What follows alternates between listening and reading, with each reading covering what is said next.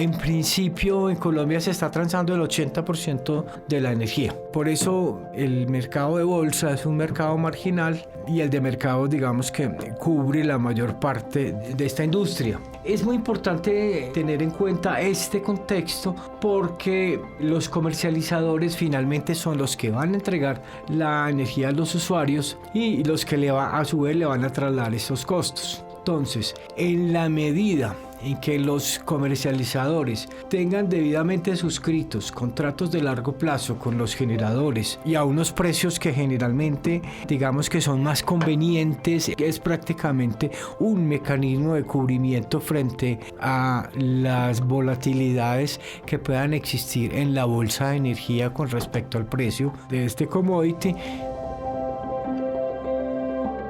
En este episodio dialogaremos con el profesor Ricardo Restrepo sobre algunos aspectos claves del mercado energético, los principales actores que lo conforman y cómo se llevan a cabo las transacciones, así como los distintos tipos de contratos que se negocian. También profundizaremos sobre el proceso de formación de precios y nos aportará su visión sobre cómo funcionan las transacciones en este importante mercado. Bienvenidos. Del carbono al watt. Un podcast del Departamento de Derecho Minero Energético de la Universidad Externado de Colombia dedicado a informar, aportar y discutir la transición y la justicia energética en Colombia y el mundo. Acompáñenos de la mano de nuestros invitados a aclarar ideas, conceptos y discusiones sobre el futuro de la minería, el petróleo, la energía y su relación con la transición y la justicia energética. Soy Juan Felipe Neira. Soy Luis Bustos. Gracias por ser parte de la cuarta temporada de Del Carbono al Watt. Traiga su libreta y comencemos.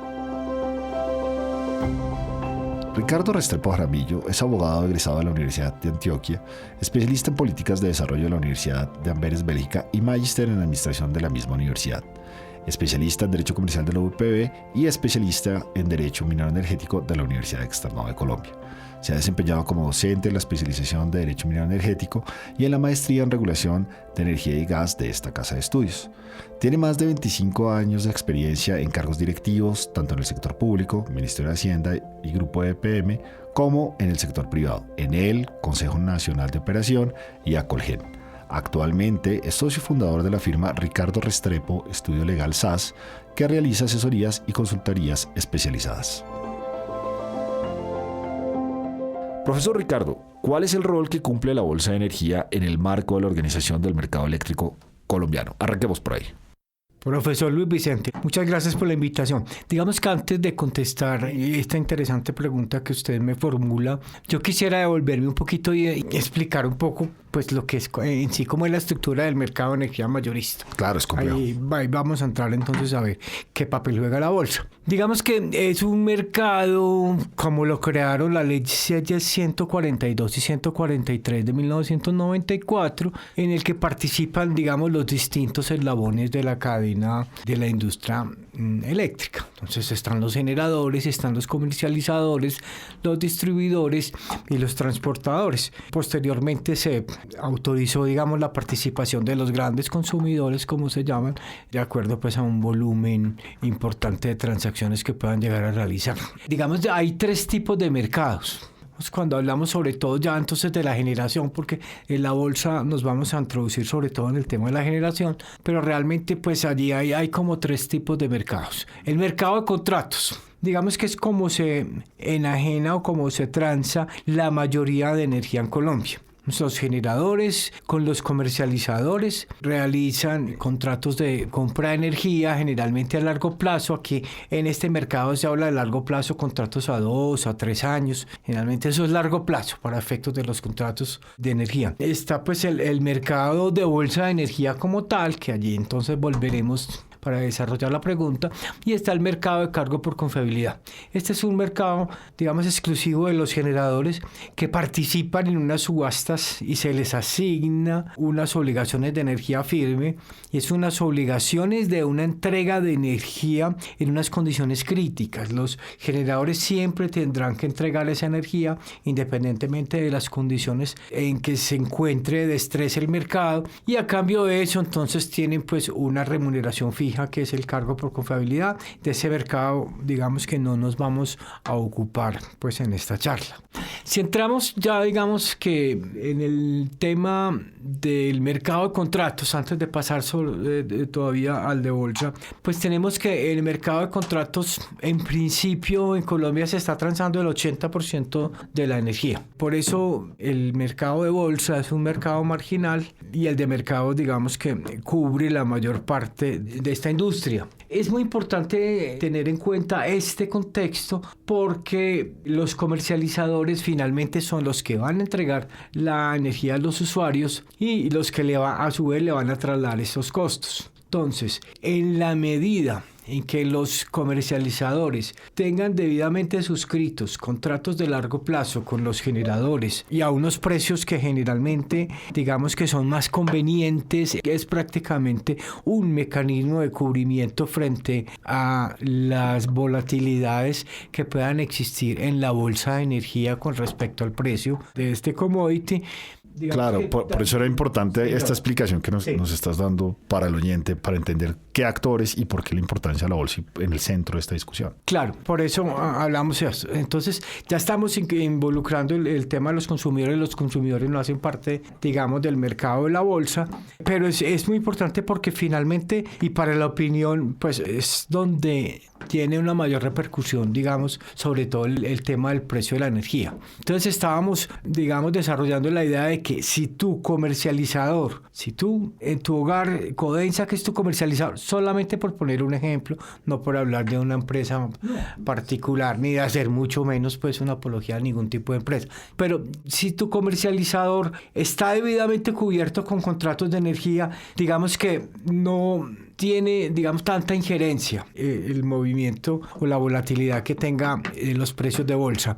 ¿Por qué es importante? Porque finalmente, y ya entramos entonces a la característica del mercado de bolsa. La bolsa pues es un mecanismo mediante el cual los generadores presentan unas propuestas, digamos, de valor de energía, unos precios que estiman para cada hora durante las 24 horas siguientes. Entonces, de acuerdo con la energía que tienen disponible, a qué precio están dispuestos a venderle al mercado. Y de otro lado, pues está la demanda. Los comercializadores que participan en la bolsa también, digamos que participan con una demanda estimada, qué energía se tiene que cubrir, y finalmente cuando se hace el cierre de estas transacciones, pues se adjudica la energía. Hay una característica muy importante aquí que tener en cuenta de este mercado, y es que este mercado se tiene que cubrir completamente. Tiene que haber un match perfecto entre la oferta y la demanda. Es decir, no hay demanda que pueda quedar descubierta y lo de la oferta es diferente. Siempre tiene que haber mucha más oferta y ahí habrá una energía que no se utilizará de la que ponen disponible, pero siempre se tiene que cubrir toda la demanda. Hay casos excepcionales en que hay el caso demanda extremo no cubierta, sí, algunas por unas razones técnicas de la red, otras razones que pueden ser por racionamientos, otras, pero eso son circunstancias definitivamente especialísimas, excepcionales. Sí. Entonces, entendido esto, pues siempre que se busca con el mercado de bolsa, se busca una optimización, digamos, de los costos, pero es importante porque el mercado de bolsa es un mercado donde recurren los generadores de energía. Se dice que es que prácticamente el mecanismo de bolsa es solamente un mecanismo para los generadores de energía, donde colocan para la venta sus excedentes, y quienes tengan necesidades de aquellos excedentes pues también lo obtengan, pero definitivamente no es un mecanismo idóneo para obtener, digamos, un comercializador toda la energía que necesita para cubrir su demanda, porque es un mercado altamente volátil. Entonces, digamos que de ahí viene el tema de por qué esa volatilidad. Doctor Ricardo, muy interesante lo que me está comentando. Ahora quisiéramos conocer un poco más de la formación de los precios en bolsa y también como de esas limitantes que tienen los generadores al formar ese precio. ¿Qué nos puede hablar al respecto? Digamos que en condiciones normales los generadores presentan qué recursos tienen disponibles. O sea, que cuando hablo de qué recursos es, digamos, por cada planta de generación que tengan, no importa la tecnología que tengan, digamos cuál es el mayor precio de oferta por kilovatio para cada hora del despacho de las próximas 24 horas que tienen disponibles. En condiciones normales, digamos, la fijación es libre. Sin embargo, pues ya hay unas condiciones, digamos, especiales que las vamos a ver ahorita.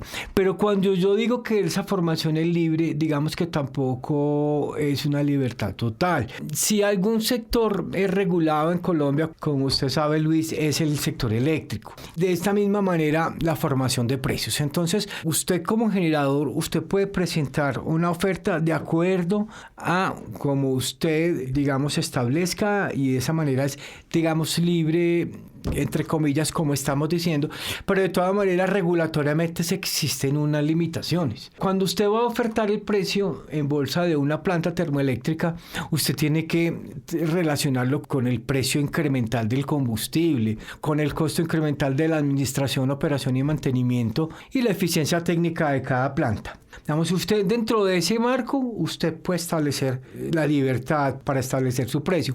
Para las plantas hidroeléctricas es tanto o más importante, porque digamos que ahí ha habido, digamos, un mayor margen de discusión en el sector y con las entidades de control. Aquí se tiene que tener en cuenta regulatoriamente los costos de oportunidad o el valor del agua, de generar justamente con ese recurso en ese momento de la oferta, teniendo en cuenta la operación económica a mediano y largo plazo del sistema interconectado nacional. Este tema ahorita lo abrimos un poquito más porque pues se dice el costo de oportunidad del agua, y entonces uno dice pues eso qué incluye. Y para las plantas de generación variable se conocen regulatoriamente como plantas de generación variable las eólicas y las fotovoltaicas. Allí de todas maneras esa libertad está limitada por los costos de oportunidad de generar en ese momento en la oferta, teniendo en cuenta la operación económica de la planta. En este último caso, digamos que la limitación que se ha visto es que pues el costo de oportunidad de una planta variable no es muy claro en la medida en que usted no puede almacenar el recurso. Si yo pudiera almacenar la energía eólica o fotovoltaica, yo sí puedo decidir entonces si genero o no genero, y en ese mismo orden de ideas pues calcular el costo de generar o no ser. Claro, es un reto adicional este tema del almacenamiento. Exactamente. Me quiero devolver entonces, como le decía Luis, al tema de la formación del precio de las plantas hidroeléctricas, porque allí, como le digo, pues ha habido un mayor margen, digamos, de polémica. Cuando se habla de ese costo oportunidad del agua, entonces se dice, bueno... Es que ese tema es central. Le iba a preguntar sobre eso, sobre cuando usted se refería al costo oportunidad del agua, y más en épocas de posibles fenómenos del Niño y toda esta situación que ha sucedido. Entonces sería buenísimo tener su opinión al respecto de cómo es este tema del costo oportunidad del agua para el oyente. Claro. Entonces, digamos que la generación es un poco amplia en el sentido de que permite que esos criterios sean, digamos, por desarrollo de los generadores. No obstante, eso tiene mucho control. Digamos que regulatoriamente se establece que esos precios de todas maneras tienen que ser flexibles, dice la regulación, y tienen que incluir el efecto de la incertidumbre y las diferentes percepciones de riesgos de los generadores. Entonces ahí vamos viendo cómo los marcos, digamos, que se van cerrando un poco. Esto tiene también que ver con la estructura misma de, digamos, de la planta dentro del sistema. Si yo soy una planta o voy a ofertar una planta que esté en un sistema, en una cadena de generación, y dependo, por ejemplo, de los caudales que vienen de otra operación y esa otra planta, por ejemplo, yo sé que va a tener unos mantenimientos. Eso es una condición que yo tengo que tener. Entonces yo solamente no puedo mirar la condición de mi embalse. Si yo estoy en una región, por ejemplo, donde tuviera que generar por seguridad, es aquella generación que solo se puede cumplir con ese recurso por su posición geográfica. Yo sé que tengo un riesgo alto de que sea despachada. Eso hace que yo oferte un precio muy alto de tal manera que no me despachen. Aquí es importante, y hago este paréntesis porque tal vez no hemos explicado, que es que el despacho de, digamos, de la energía y de todos los recursos que se ofertan se hace por mérito. Por mérito quiere decir por precio. Es decir, ofertan, primero se despacha para cubrir aquella demanda que estábamos hablando al principio. Siempre se despacha, pero por precio. No hay ningún otro criterio. No hay energía más bonita que otra, no hay energía que brille más que otra, solamente energía más barata que otra. Si el kilovatio que produce esta planta es más barato, yo lo despacho. Ni la tecnología utilizada para generarla, ¿no? O sea, realmente esto es energía.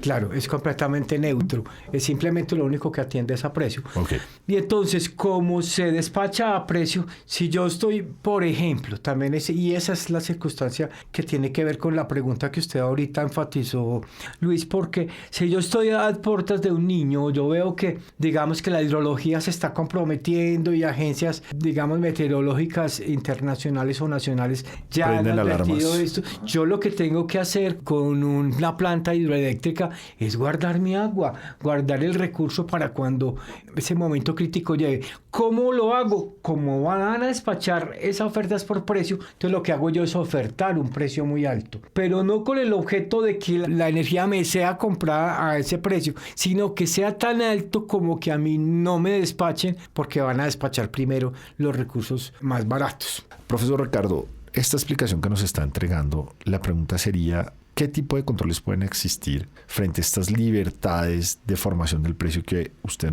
muy específicamente nos estaba explicando? Bien, digamos que existe una función genérica de control en la Superintendencia de Servicios Públicos Domiciliarios. Vigilan que todos los participantes, digamos, en la prestación de los servicios públicos cumplan con la normatividad general a la que se les es aplicable. Digamos, esto en general. Específicamente, digamos, ya para el comportamiento de los agentes, desde el 2006 se creó en la Superintendencia de Servicios Públicos el Comité de Seguimiento del Mercado de Energía Mayorista, que justamente analizaba un periodo histórico de desempeño del mercado y establecía, digamos, los distintos comportamientos de los generadores, de los comercializadores, de los transportadores y de todos los agentes. Digamos que hacía unas recomendaciones. El tema es que esto, pues, digamos que no es vinculante. Se hace unas recomendaciones que es vinculante. Adicionalmente, pues hemos conocido declaraciones e intenciones de la superintendencia de crear como un sistema muy estricto de cómo se fija,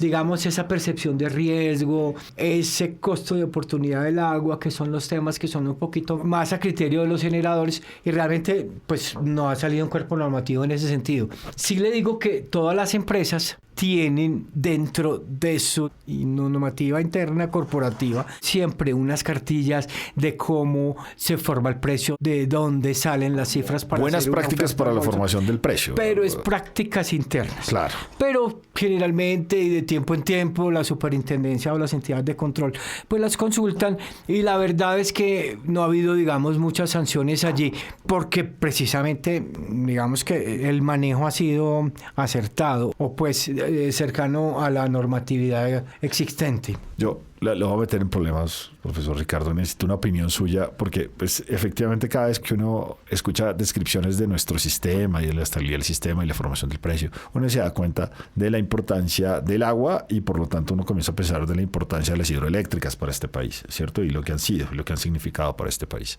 Una pregunta difícil: ¿usted cree que aquí vamos a poder volver a tener, me refiero a Colombia, una hidroeléctrica de los tamaños que hemos tenido? Claro, es muy importante esa pregunta, Luis Vicente, por una razón. Porque es que nosotros, digamos, lo más eficiente que pudiéramos hacer es aprovechar los recursos que tenemos. Y digamos que sin falso pudor de que sean hidroeléctricas. Mire, Noruega es un país que más del 90% de su energía es hidráulica. Y eso, pues, digamos que es energía producida de acuerdo con los más altos estándares, digamos, de la industria. Digamos que así se ha hecho en Colombia y así se ha venido realizando. El problema es que en Colombia ya entramos en una dinámica, digamos, social y ambiental que hace este tema muy complejo.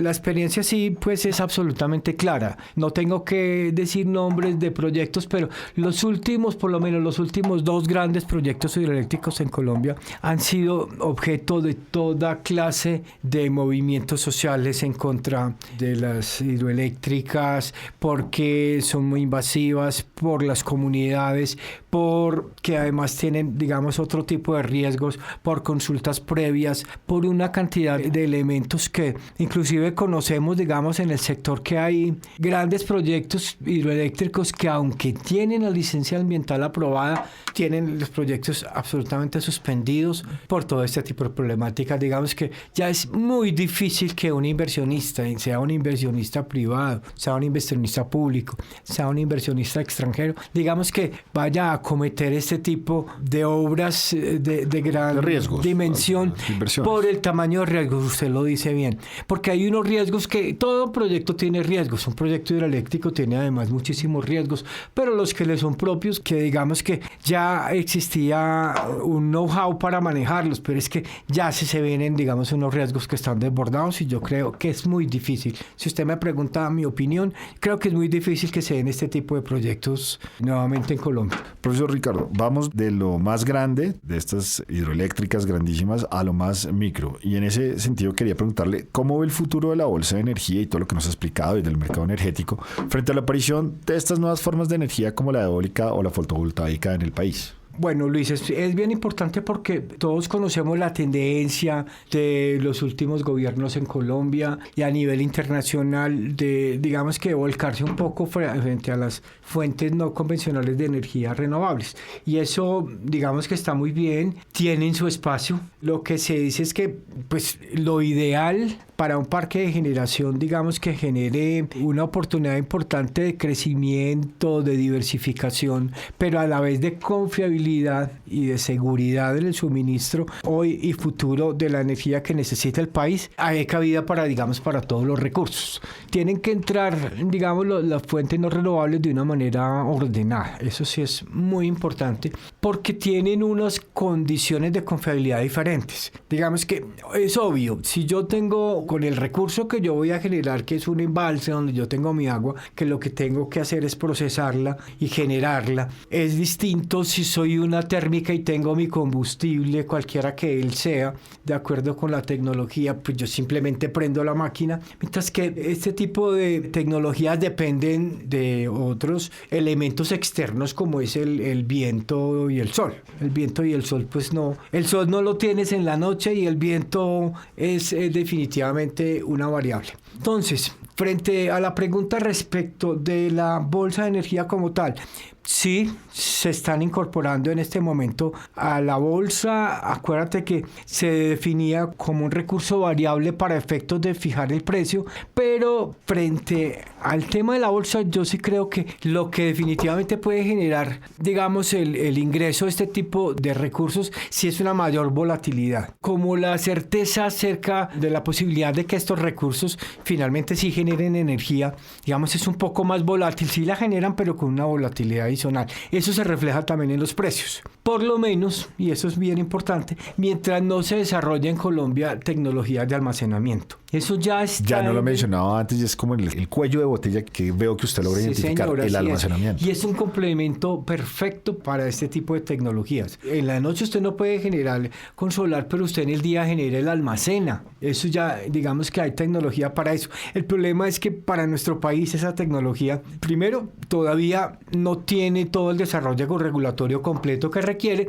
y definitivamente también es bastante costosa todavía para nuestro país. Ya se está empezando la regulación, ya está inventado, y hay muchísimas inversionistas, inclusive en Colombia, que ya están estudiando, que están mirando y que esperan para hacer inversiones en esto, pero de la manera en que también sea, digamos, que se pueda hacer más viable desde el punto de vista financiero. Profesor Ricardo, gracias por acompañarnos y por intercambiar estas ideas con nosotros.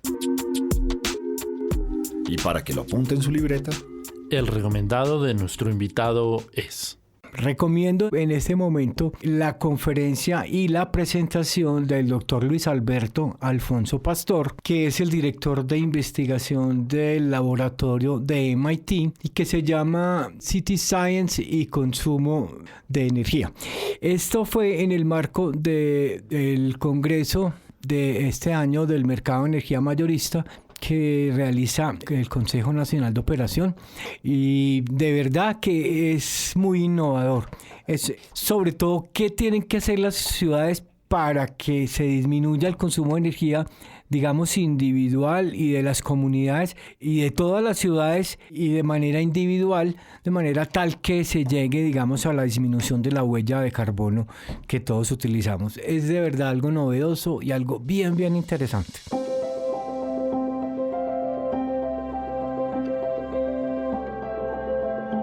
Aquí termina Del Carbono al Watt. Síguenos en Spreaker, Spotify y en la página de Podcast U Externado. También disponible en las redes del Departamento de Derecho Minero Energético de la Universidad Externado de Colombia. Del Carbono al Watt es un podcast original del Departamento de Derecho Minero Energético de la Universidad Externado de Colombia. Producción general, Luis Bustos y Juan Felipe Neira. Productor técnico, Ancísar Aponte y la Facultad de Comunicación Social de la Universidad Externado de Colombia. Musicalización, Pixabay. Gracias por seguirnos.